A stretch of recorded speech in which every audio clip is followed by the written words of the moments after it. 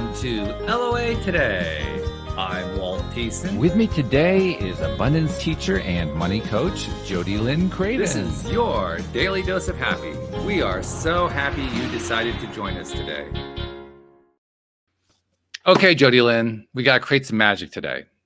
Because, as always. Well, especially today, because we have one of those situations where the guest couldn't make it. So we have to kind of spin a topic right off the top of our heads with no notice. Yeah. Are you up for it? I am always game. You're always game. All right. Yeah, let's go. Well, then I'm going to open my mouth and see what topic comes out. Actually, I think I do have a topic in mind. We're in the midst here in the Northeast, and I think you are also where you are in Canada. We're in the midst of a seasonal transition that goes on this time of year, the fall transition. And a number of things go along with transitions like that. This time of year, economically, financially speaking, and so forth, this is when companies are setting their agendas for the new year. They're setting their plans. They're doing their new hiring. They're doing all that kind of thing. Politically, we're in the middle of a crazy political cycle here in the United States. When you look at things in terms of personal relationships are just kind of getting a little bit tenser because we're starting to approach the holidays, and people are kind of getting both anticipatory about that, but there are also all the concerns that go along with it. There's a lot of transition that happens this time of year. So why don't we talk about transition today? Sure. I love the idea. Yeah. I don't think we've ever made transition a topic. Not that we ever talk about it. I mean, we talk about it a lot. Yeah. It's just we never made a point to actually explore it. So I'm going to start it this way. I'm going to make the very, very obvious observation that without transition, we don't get change. That's I right. think it's pretty straightforward, right? The biggest challenge we always encounter when we're dealing with that kind of transformation, that kind of change, is dealing with that kind of change. Any kind of change, it upsets our routine, right? Yeah. And literally the fall transition is kind of symptomatic of that. It's kind of like a short-term little description of what it's like when you go through the minor traumas of change. Yeah, absolutely. Well, and I think it's so interesting because we say that we want certain things in life in general, whatever. And then when the change is upon us, we're in this transition time, that's when we feel the most uncomfortable. And we almost forget about the things that we said that we wanted, and focus on how it's not happening fast enough, how it's not like the perfect picture you had in your mind, or that you're letting go of what was. Yeah, well, we call that the era of instant gratification. We want everything right now. Yeah. If it doesn't happen right now, then it's wrong. Exactly. And if it doesn't happen exactly the way that I think in my mind, exactly the way, then it's wrong. Really wrong. Yes. And how dare the universe deliver that kind of result to me? Change. How dare you? Yes, now there's a t-shirt right there. Yeah, absolutely. But it does describe how it is it's actually an emotional thing, really, more than anything else. The fact that we have trouble adapting to it and adjusting to it, the fact that we like our comfort zones. There is an emotional comfort to those comfort zones. That's why we call them comfort zones. And because there is that comfort there, that makes it more challenging to make the shift. So here's the question: how can we find a way to be emotionally good, to feel emotionally good about the change? You want my opinion? Go for it. First thing that comes off the top of my head is the mindset of looking at everything as an opportunity. Whenever anything is happening, it's an opportunity for you to create what it is that you so desire to create. So changing it from, oh my gosh, this is change and this is scary, or I don't know what's going to happen, just even changing the mindset to this is an opportunity. And it's an opportunity as well to go deeper and to have a conscious conversation with yourself, to learn more about yourself. So I think that makes it easier if you're in this curiosity space and you're looking to just really be curious about, what am I thinking? What am I feeling? And then that leads me to the last thing, really, is feeling all of those feelings. Like, I'm uncomfortable. And anytime we feel uncomfortable or angry or sad or anything, we're like, oh no, stay away. No, I can't feel bad. I need to feel good. I need to be high vibe. No, you need to understand what you're uncomfortable about. Is it something that's actually happening in your reality? Or is it something that your brain has kind of taken off with and been like, oh, well, then this is going to happen. And then this is going to happen. And then this is going to happen. And then this is going to happen. And you're like 10 miles down the road from where you actually are in this moment, spinning like a spinning top. I love that for a number of reasons, not the least of which is that it illustrates beautifully how all of this happens inside our heads. Totally. I mean, none of this is playing. If anybody saw us and saw what we were doing, they would not see any of this. No, absolutely not. They wouldn't even think of it. They're not even thinking about you. They're thinking about their own spinning top. We're a bunch of people with spinning tops pretending everybody else is looking at our spinning tops. Exactly. Yeah. And we just make it worse because the unknown is scary. And then our mind is, it's been previously programmed with all the other stuff that we've been through. So it's hard not to fall into that trap of like, oh no, now I'm unsafe. And then this is going to happen and this is going to happen. And none of that has to be true. None of it. Yeah. Yeah. So once again, we are presented with unimpeachable evidence that we create our entire reality. Absolutely. Boy, there's a lot of responsibility with that. There is. And I mean, maybe we should let the pressure off, on like an Instapot where you have the release valve. Yeah. Have a release valve with this conversation that there is no perfect or right thing. Like what's right in this moment might not be right in a year from now. And, what's not right now could be right in a few months from now. I think we get stuck on like how it has to be perfect and then beat ourselves up when the reality that we see in front of us isn't perfect. Like, oh, I created that lack. Oh, I shouldn't have created that. I'm bad in some way. Like, I mean, the last few weeks for me, the last month has been crazy. Yeah, I don't even know the whole story, but I know it up until a week ago, and it was pretty nutty. Yeah, it's nuts. And if I was looking at, so for those of you that haven't been watching the shows and haven't been following up, like a highlight reel of the last month of my life, I had a miscarriage. Then I went to Texas and I got really, really sick while I was in Texas, which I haven't been sick in years. So that knocked me out. Then I came home and a semi-truck tried to run me over. And then now I've been dealing with all of that stuff. But from the place of where we were just talking of perfection, like I could really beat myself up. Why did I create this? Like there's financial implications with getting into an accident and now my car and dealing with insurance. And then now there's legal implications. Like the cops called me last week and were like, hey, do you want to charge this guy? One, why am I deciding instead of law enforcement? Like there's all of these things that are going on that I could be like, I created a shitstorm in my life and then beat myself up for said shitstorm. Or the way that I'm choosing to look at this is it's an opportunity. There's a message or a lesson in all of these things for me. And I can find the light because where there is dark, light also exists too. So I'm constantly looking from that perspective. How can this serve me? How can I learn from this? How can I grow as a person? Which is wonderful. That's one of the things I love about you because you're so good at just saying, okay, it's me. All right, what am I going to do to embrace this? Because this is up to me to embrace it. And you do. I just think it's fabulous. I try to emulate you on that kind of thing. Thank you. I just don't know any other way to be. My friends say that to me all the time. Yeah. My old assistant used to be like, I don't met anybody as positive as you. Like there was one day we had somebody was doing construction in the bay next door to us.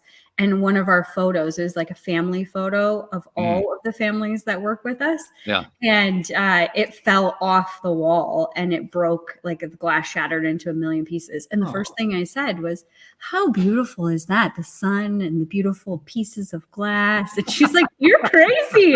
Like, how do you look at life like that? And I think it's really training. I have been trained my whole life to look at the positive. That's the way that my parents raised me is to look at the sunny side of things. And there always is. And also, that's my superpower. I have an ability to see multiple angles and multiple perspectives. Mm-hmm. And the thing is that we get stuck in our own perspective of like, this is what's happening. Like, let's just use the accident scenario. Like, this guy hit me and he hurt me, and now I'm having to deal with all of this stuff, and the cops are not doing their job, and the insurance company is, screwing me around and all that. Mm-hmm. And although that could be true, that is all factually true. However, I know that reality is more malleable than we realize.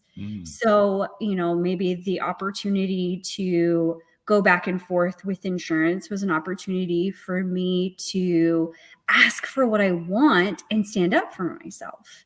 And like the accident itself, like this semi-driver didn't even see me. So where in my life am I hiding and don't feel like I'm being seen? There's all of these other perspectives and opportunities to look at this from a different way here in this moment, if you allow yourself and get curious too. Yeah, which is fabulous. By the way, we should clarify one point for people who don't know the story. No, she was not hit by a semi at 55 miles an hour. No. Thank goodness she wouldn't be here if that happened. Yeah, that would be pretty detrimental. I was stopped at a red light, and then he proceeded to forget I was there and hit me like 6 times. But he didn't even hit you at like 30 miles an hour. It was basically just trying to push your car out of the way because he didn't see it. Exactly. He just kept hitting the gas and just hitting me and thinking, his tire was falling off or some crazy thing like that. Like, it's just. I keep trying to imagine what his mindset must have been. He hits the gas and he doesn't go anywhere, so he hits the gas harder. He hits the gas harder, trying to figure out why the truck isn't moving. Exactly. Like, you would think after the first or second time that it doesn't move, that something's wrong, and I should probably stop and look. Yeah. But I mean, I saw the shock on his face. He had no idea I was there. Which also, like, that I can see from his perspective of like, it was an accident. It wasn't on purpose. It wasn't malicious. He wasn't trying to hurt me. He wasn't, whatever, right? Like, it was a pure accident. And I get that. And I feel for that. And then, I feel the weight of the decision of charge or not charge. And I don't think it should be up to me, first and foremost. But also when I take that, when I take all the information into account, I also look at things from his perspective of like, wow, this is really going to hurt him. Oh, yeah. And I don't want to hurt anybody, which is why it should never be, not never, but in this scenario, shouldn't be the victim's decision to charge or not charge. That's dumb, in my opinion. Like, I don't understand why I'm put in that position. But again, there's a perspective there. What can I learn from this? And how can I grow from this? That raises the interesting question. I mean, first of all, kudos to you for having that perspective, because that's not your typical perspective. The average person who this happens to goes off the handle and they're looking for all the different ways to sue and all that other kind of stuff. And you're not doing that at all. You're looking at it completely different, partly because you really weren't hurt. I mean, your car was hurt pretty bad, but you weren't hurt. I mean, now I am. So that has been looped into things. Oh, you are. You had a lingering injury that popped up. Oh, I have such bad whiplash. It's crazy. Really? Oh, yeah. Like, I'm having to go to the chiropractor, and now I'm starting physio today. That's why I have to leave at 3:05 is to go for physio. And like, it snuck up on me after the accident. I was trying to be tough. This is the thing, right? This is an opportunity to get conscious about everything. Like, I'm like, I don't want to hurt this man more. And where I fall down in my own life is I try and put people above me, even strangers. So like, oh, I'm not that bad. I will just tough it out.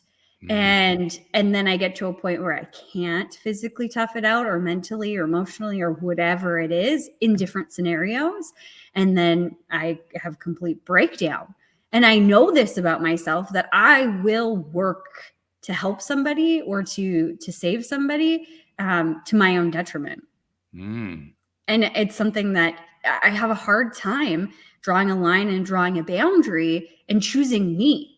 Like, I shouldn't have to worry about this person in this scenario, and yet I still do. Yeah. Yeah. Well, you're inspiring some thought in me too. I mean, I know this is you framed it as something rightfully so that you're learning from, but I haven't told you this. I'm in the process of writing a novel.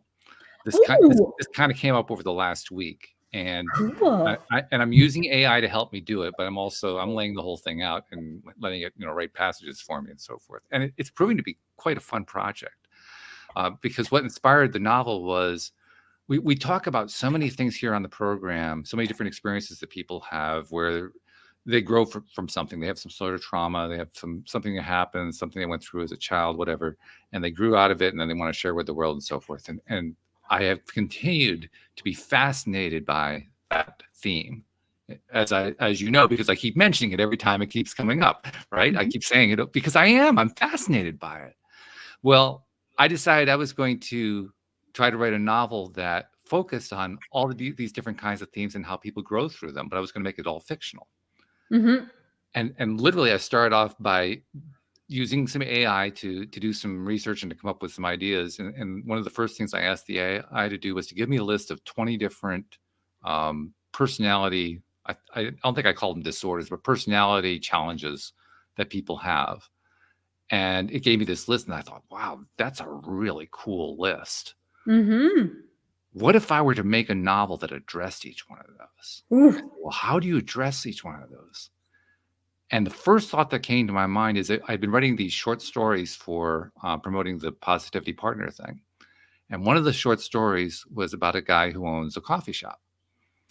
And I thought to myself, what if the novel was about the patrons of the coffee shop, telling each one of their stories? Yeah, I love that. And have the patrons, a lot of them know each other and they interact with each other, and some of them love each other, some of them hate each other, all that kind of stuff. Mm-hmm. So that's what I'm doing with it. The novel's about 40% written already. Wow. Yeah. Talk about inspired thought. And so when you're telling me all this about how, on the one hand, you're feeling all this sympathy and you have this really cool perspective on what the truck driver was going through, and on the other hand, you're dealing with your own challenges and limitations about how you tend to take care of other people before you take care of yourself. I thought, wow, that's exactly the kind of theme I'm trying to build into these different storylines. Mm-hmm. So thank you. You're basically giving me a view that I can use. I mean, not your particular story, but the viewpoint of how do you wrestle with these kinds of things? Because of course, the other thing when you're writing a story, you can't tell a story the way, like we tell stories here on the show. But if you're writing a novel, you can't tell it. You have to do what they call showing it rather than telling it. Yeah. In other words, you have to actually lay out, here's the conversation. Joe said this and Bill said that, and blah, blah. You have to show people how the thing played out rather than describing it from a high level. And because that's not only what I'm trying to do, but I'm trying to do it in a way that honors the kinds of things you and I are talking about here. Like you're talking about that particular challenge of your own. Okay. I have to take that challenge if I'm writing a chapter about that and turn it into a dialogue. Yeah. Where the challenge plays out. Yeah. Yeah. Yeah. It's way harder. It is. It's a lot harder. It's fun now. Yeah. It's really fun. So that's why I'm like listening with my fanny glued to my seat to what you're saying. I love that. It's so good. And I think that if we don't know what's driving us or how we're being driven, I'm not really sure why I'm like that. Probably if I was to guess and noodle into it more, it would be that there's a deep-seated fear of not being good enough. And if I hold other people up, or I help people, I'm helpful, or I'm good, and I'm putting all of these in air quotes in my mind, then I will be good enough.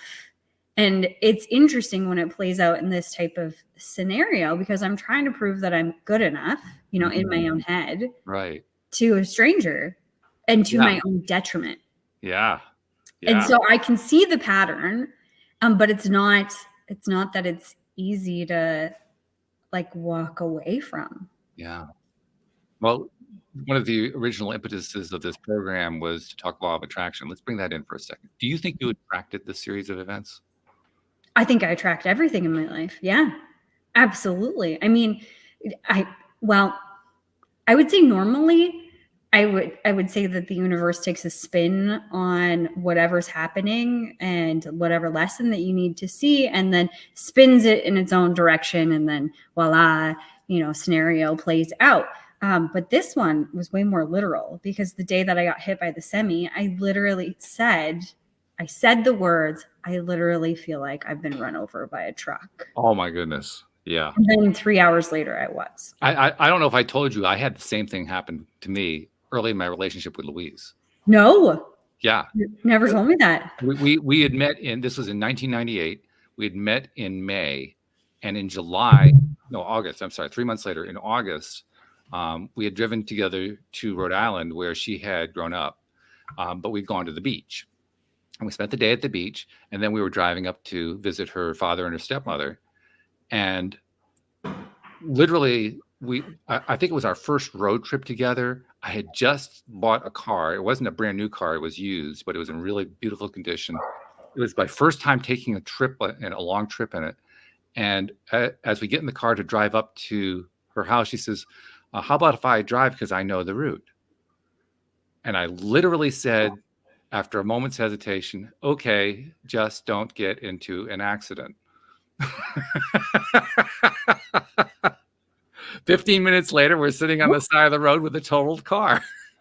Whoops. Yeah. So I totally identify with that experience. Whoops. And it's interesting when it happens that fast. It's interesting because I think that there's some things changing in the field or whatever. I can't really quantify it, but I feel like things are supercharged. So not only that, where I was like, I feel like I got run over by a truck, and then I literally got run over by a truck happened, but like other things where I'm like, we should say we're gonna sell one of our pumpkins for the pumpkin festival to carve the day of the pumpkin festival. Okay. Really amazing. So Nate's like, how much should we ask for? I'm like, $1 a pound. And he's like, there's no way. And then they came back and they're like, we'll pay you $1 a pound. Whoa. And I was like, ooh, and like different things like that, where I feel like the speed of the universe, and like something drops in and I'm like, that's going to happen. And something else drops in and I'm like, that's going to happen. So it's interesting in that perspective. And I keep trying to remind myself of like, this is a sign of how powerful you are. Yeah. And like, I clearly wasn't getting the message of like, you need to slow down, you need to relax, you need to take care of yourself, right. After everything that was happening. Yep. And even though I said it, it's interesting looking back, even though I said it, like, I feel like I've been run over by a truck. I was doing nothing at that point to take care of myself and move away from that feeling. I had just kind of like accepted it and been like, well, life's crazy and it's just crazy right now, and I just got to keep going. It never clicked for me until I actually got hit by the truck. Like, okay, you need to like sit the F down and relax and just take care of yourself, take care of your body. Well, plus in law of attraction theory, when something happens that quickly, when you get that kind of fast action like that coming through, according to the theory, it means you're in a high vibe state.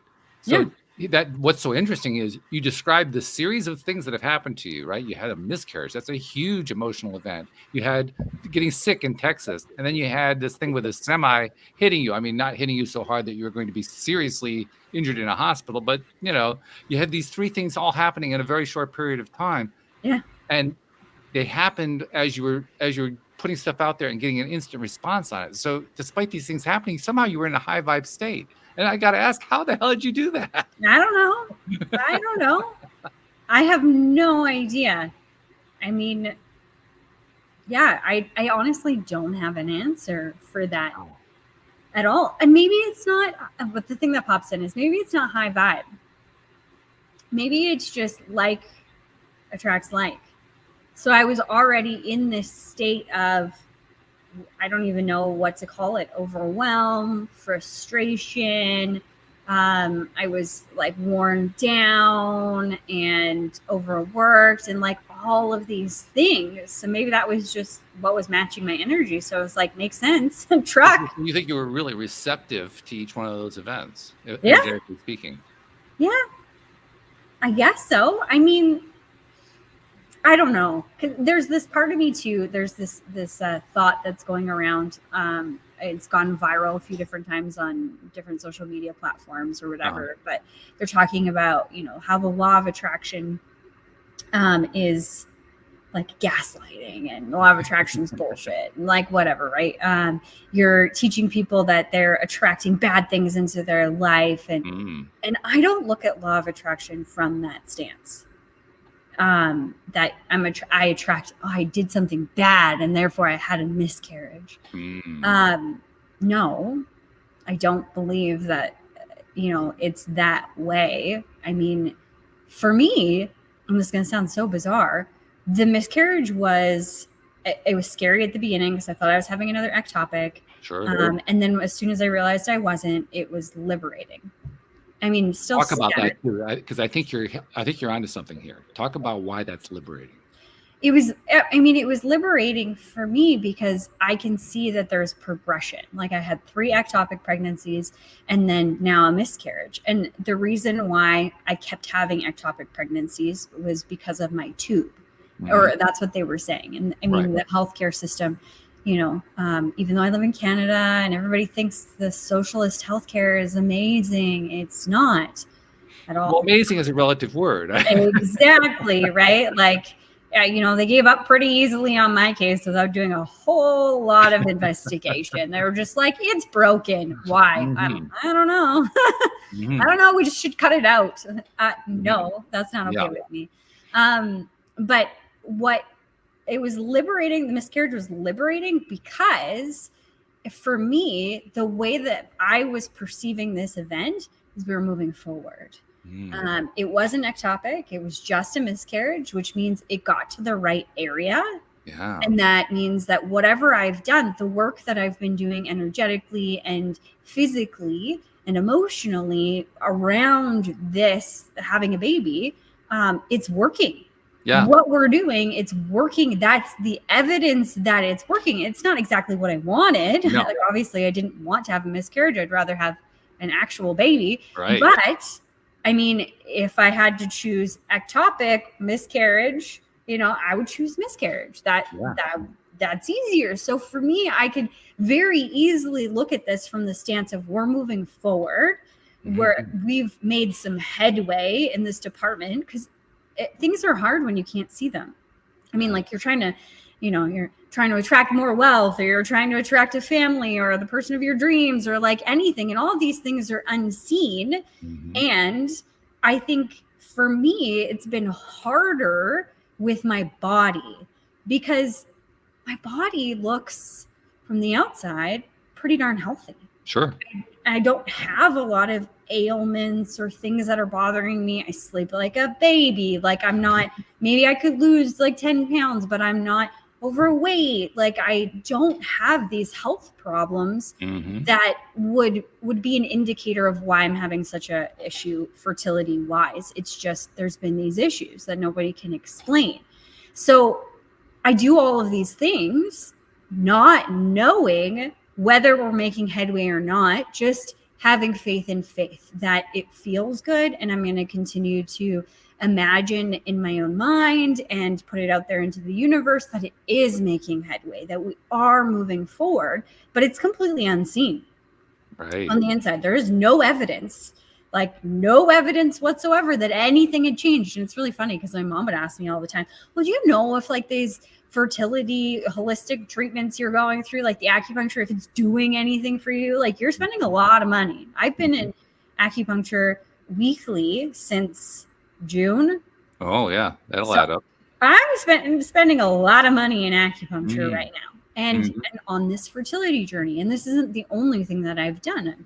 We're doing the patches, the LifeWave patches, and all of these other things that I'm, you know, putting my energy, effort, and money towards. And my mom's always like, oh yeah, like is it doing anything? Like, I don't see it doing anything, Mm. so it's hard to like get the narrative out of there and just focus on like, it is working. It is working. Yeah. But that's why the miscarriage was so liberating for me, Yeah. was because I was like, we are on the right track. Something is happening. Something good is happening. We're moving in the direction. Now I have evidence of that thing. I love that on a number of different levels, not the least of which, because of how positively you're going after it, I can come back to it with something that other people might consider to be negative, but I know you'll take to be positive, which is you just disproved that entire healthcare system that said that your tube was worthless. Apparently, the tube is 100%. worthless. It delivered the egg to the right place. That's right. It's Well, not broken. how It's about not- that? We just disproved the entire medical industry. And you know what? I have had opportunities to do this. Like, so for me, I'm an abundance teacher, and I teach mostly about like abundance in terms of money, or that's what I have done. And figuring out how to attract more abundance wholly into my life has been, obviously something that I've researched a lot and spent a lot of time understanding, and a lot of time back and forth with my mindset, my energy, all of these things. And I thought that journey was difficult. Because of society, because of things that I had learned previously, because of the industry I was in, all of these different things that I had to like reprogram and continue to reprogram to this day and move forward and learn about myself.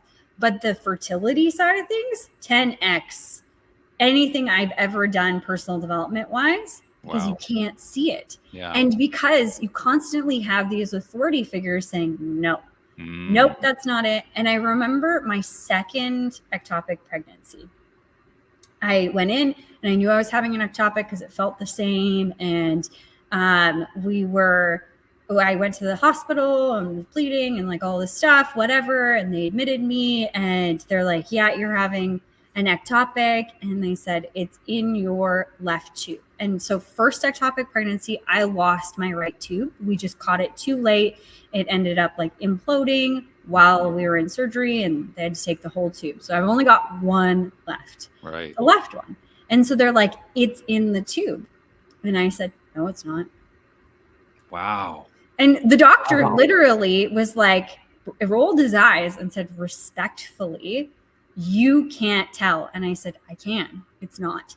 And he's like, you can't tell. Like, he fought me on it. You can't tell. You don't know. It doesn't feel any different. And that's the authority figures and the people who have the actual tools to see inside that are saying you're wrong. And then I advocated for myself to have another ultrasound. And when I had the other ultrasound, I convinced the ultrasound tech, even though they're not supposed to give me more information, show me what's going on. And it wasn't in my tube. It was attached to my ovary. So still not the right place. Not the right place. But not where they said it was. And by the way, disproving what he was claiming. Exactly. He claimed to have the exact answer, and he was wrong. He was wrong. So he was demonstrably wrong too. That's the most amazing part. So this fertility journey has been me, I guess, finding my own voice and learning to trust myself, which is very difficult when you have an entire establishment saying, no, that's not the answer. Something's wrong with you and we can't fix it. Nor will we even look into what the thing that's wrong is. Nope, you can't heal it on your own. Like, there's all of this noise around it that I've had to cut through and say, no, my body is magical and my body is designed to heal itself, and I can give it the tools energetically, emotionally, vibrationally, all of these ways to heal itself. And if I believe, then it will be true. That's the hardest form of faith, though. Totally. I mean, it's a lot easier to have faith about something that you can't see when the result is innocuous or when the result is in some way indifferent to you. Totally. But when it is diametrically the opposite of what you are being authoritatively told is true, that's when it's really hard. That's the hardest. Really hard. And then when you're attached to the outcome, yeah, I obviously want to have a family. Right. And like working on detaching from that, like in different ways, like you're taught in the law of attraction, like let it go. That has been really difficult. And I say all of this with a grain of salt, because it wasn't like, all of these things have happened and I was just like, all right, I believe in myself. Like there was layers to this. Like I can vividly remember last year. It wasn't quite this time. It was probably more December. And my doctor had finally called me and said, there's nothing more we can do for you. You're going to have to go through IVF. And when you go through all the tests before IVF, they're going to want to remove your other tube. So then you'll come back to that surgeon and she'll remove it and blah, blah, blah. And so I was sitting at this point of like, I have two roads. Like I have the road of I can believe them and I can cut the only other tube that I have out and go in that direction, which will be a huge financial thing and a huge thing physically, because IVF is physically taxing on the body. Not the emotional tax. That was another thing. Like I was entertaining it, and then, I realized, oh, you can still have another miscarriage. And I'm like, wow, like this, the last ectopic pregnancy, I feel like I want to say I barely made it through. I made it through, but it was the toughest one. Like I was in a really dark place. So I'm in this really dark place having an ectopic pregnancy. Just finished that. Then I get a call from the doctor saying like, your tube is messed. There's nothing we can do for you. Like IVF is your only option to have a family. Good luck to you. Great time to hear that one. Yeah, that was just really reinforcing. Right. So I was devastated, and I could see these two roads of like, go the direction that they're telling me is the only option, or take my own path. And my human design is all about carving my own path. So it's no, this fits the path is what you're saying. Exactly. This fits exactly why I'm here on this earth. But I remember the anxiety because I felt like this was a mountain that I didn't know how to climb. Like I didn't know what the next step was. I didn't know, how do you believe in something when this establishment is telling you it's over, and everybody in your life is telling you it's over? Like, how do you have this faith? And I was like teetering on this. Like, I want to go down this direction of like, I can go my own path and I can heal myself and we can have a beautiful family, and they're wrong. And I can go down this other path. But it felt like I was standing at the base of, Mount Everest. And this was going to be the toughest climb of my life. And I was like, I don't know how I do this like alone. And I don't mean it in that way, because I have a lot of people supporting me, including a wonderful husband. But it just felt like I was standing all by myself. And I remember me and my dad went to a horse auction. And we were coming back, and, he didn't realize I was so in my head and that I was thinking about all these things or whatever. And I just said, I started to cry, and he's like, what's wrong? And I said, I don't know how to have faith in this other path because I can't even see the next step. And I don't know what that step is going to look like. Like, I feel so unsure of what's coming next. Sure. And he just looked at me like it was the simplest thing in the world. And he's like, hey, Jode, you've been in this place before. He's like, when you've gone through other traumatic things in your life, did you know the next step in that moment? And I said, no. And he said, but the next steps were always revealed when you were ready. So the point is to be ready. And that's all you need to do. And it was like this weight lifted. And I was like, all right, I'm just waiting for whatever is next. Like, I don't need to know step 2 and 3 and 4 and 7 and 25 and whatever, how we get there, how we navigate this road. I just need to be open that the next steps will appear. And like literally not even a week, maybe a week later, we were on your show. And that's when I got introduced to LifeWave for the first time. That's right. Yeah, I remember that. Yeah. And that kicked off like the whole journey, which is crazy. And I love also how that story illustrates how beautifully you have this wonderful relationship with your father. Yeah. Who first of all, there aren't a lot of fathers who have the wherewithal to come up with that answer. That was a brilliant answer. Brilliant. Yeah. Yeah. He was meant to be my dad in this lifetime. That's for sure. Yeah, I can tell. Great stuff. Wow. Oh. I love how we can just have no topic at all, and look what it turns into. I know, 40 I minutes mean, later. you gotta be kidding me. Oh, I love it. Oh my goodness. I mean, we started off talking about transitions, and we found ways to go into transitions in ways that I don't think either one of us thought of when we first. No, I never even thought about like the connection to transition.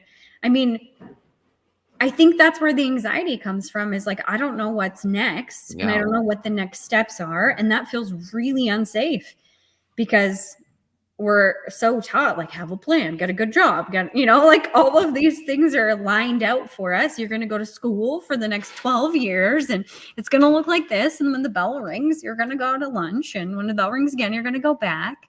But now you're an adult. And then you layer in law of attraction, where we're creating, and we can create infinite possibilities right now, here. So that adds to the anxiety of like, I don't know what's next. I don't know the next step to take.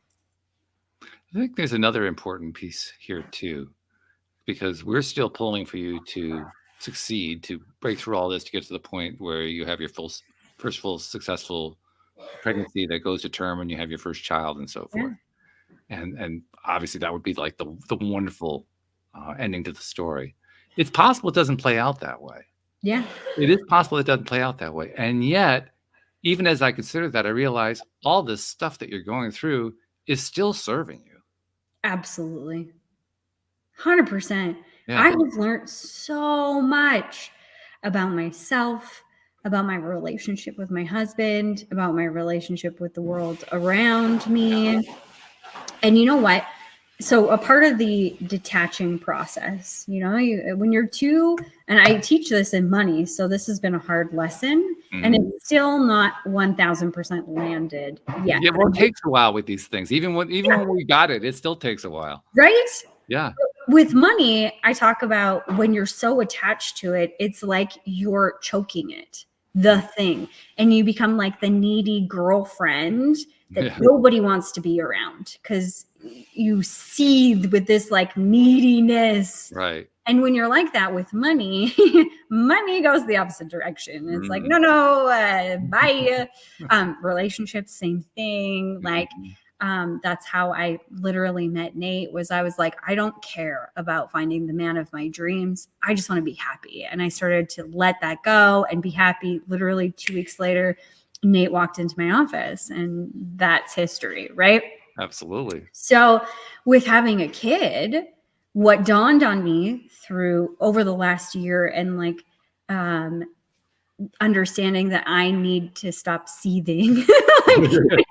I need to stop being so attached to this outcome the way that I see it, and allow whatever amazing things the universe has planned for me play out. In that line of thinking, what came to me was, I didn't know how all of these miraculous things would play out in my life before they played out. And when I look back, I see exactly why they happened, and I'm so incredibly grateful. And I could never have imagined that. Like, it's beyond my wildest imagination that all of these things played out for me, for my greater good. And all of these things, came to me or in my life. And so that's where I've come to with kids too, is that if it's not meant to be, imagine what else is coming. Yeah, right. That's true. I can't imagine what else is coming. I have no idea what's coming next, but I know that it's going to be good. And I said this last week on our show, and I say it a lot, like, I wouldn't have chosen poorly. Yes, that's right. That was the theme last week. Yeah. Yeah. So that's the same with this. Like, I know that I was meant to be a mother, but maybe it's a mother in a different way. I don't know. But it's something great. Like, I am always on the precipice of something great. This is no different. You used a great word too. And I'm not even sure you realized exactly how great it was when you said it, but it really caught my attention.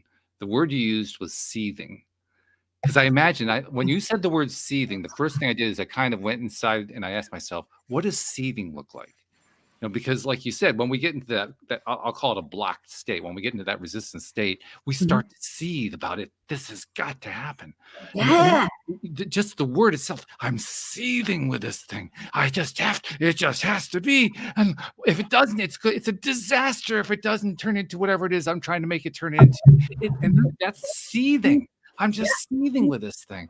When you think about that word and how that actually plays out, it's amazing we could attract anything in that state. Well, yeah. Seriously. You think about, when I think about like seething and what that does to like the possibilities, like it really locks everything down. Like you are choking out all air to any other possibility. You're saying it must be this one way and it must look exactly like I have in my mind. And you're so fixated on it, like, you know, clenched jaw, fists, like tight body, all of those things. You're literally seething because it has to be this way. And what you've literally done is you've said all the billion other possible ways that this could come to fruition, or all the billion possible things that could happen that would benefit me or that I would love that I can't even imagine. We've locked all those down. Yeah, they no to everything. No to everything. I don't know if we realize how much no we're saying with that. Exactly. We're saying no to literally everything except for that one little thin sliver that we had in mind. Exactly. And you're not even in that seething state. You're not even aligned to that thing that you think. No, you're not. Otherwise, it would have shown up by now. Exactly. So now you've locked out all other possibilities on how this thing could come to be or whatever could come into your life. And you're not a match to the one like freeway that you left open. But what you are matched to is the one thing that would make you see even more. Yeah. That's the only thing you're matched to. That's the only thing. So it makes sense why more of that would come. Yeah. You know? This is what's known as the 2x4 method of learning. Yes. Keep hitting really hard. Yes. I mean, I have also had experiences like that where, like, you know, I just needed, I mean, and maybe this last couple of weeks was the 2x4 moment for me, you know, in a way to like, in the way that I deal with myself under pressure. How I'm I also have an alternative way of expressing it, though, because certainly because I don't think you were really seething through any of this. This was the seething mindset that we were discussing there. Yeah. But you weren't in the seething mindset. You were in a receptive mindset, not necessarily to what it was you were looking for specifically, but you were in a very receptive mindset because you kept finding ways to appreciate. You kept finding ways to appreciate, almost to your own detriment. That was the thing you were trying to work on without realizing it. But when you're in that kind of receptive state, lots of things can happen. Not all the ones that you want. You basically outlined 3 very negative things that happened to you.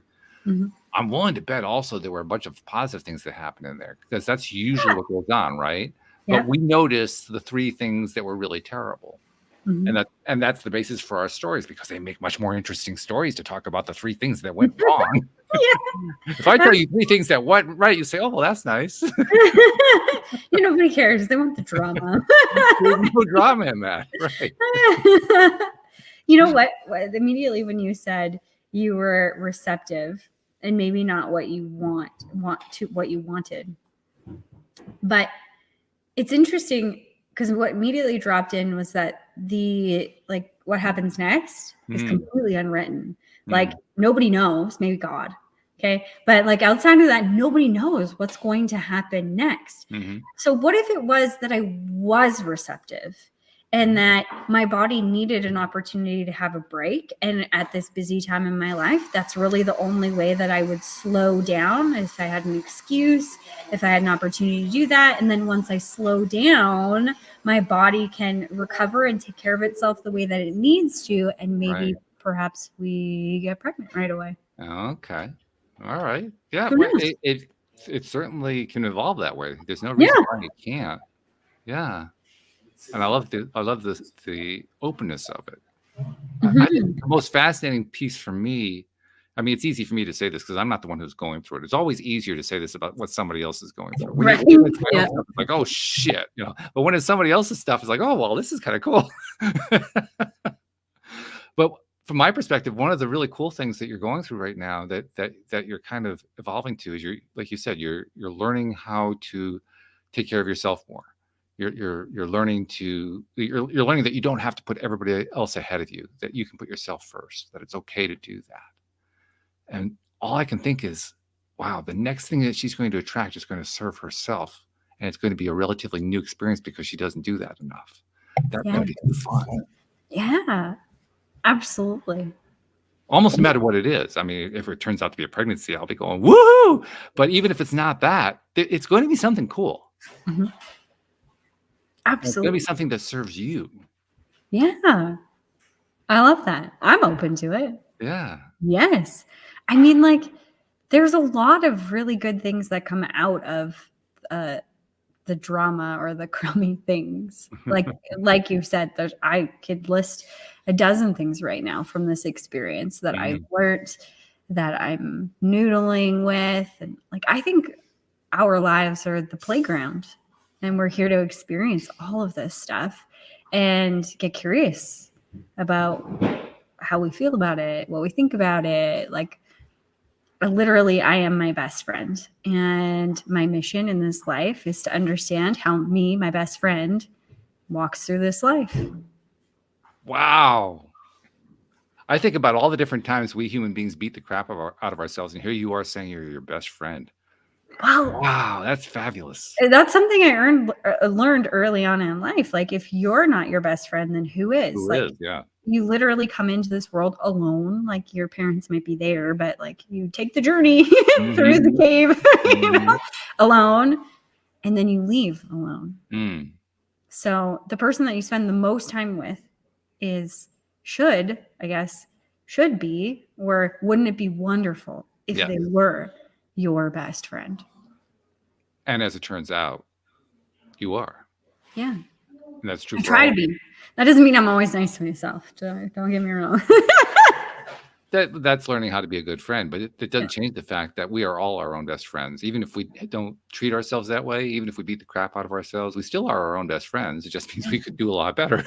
Yeah, we have an opportunity to grow. We have a lot of opportunity to grow. Yeah. Some of us have more opportunity than others. Yeah, exactly. Wow. Thank you for sharing all that. I mean, because I know what that's like. I know what it's like to go onto a podcast and share that kind of stuff. It's liberating, but it's also not easy. Because you're kind of opening yourself. It's very vulnerable. You make it easy.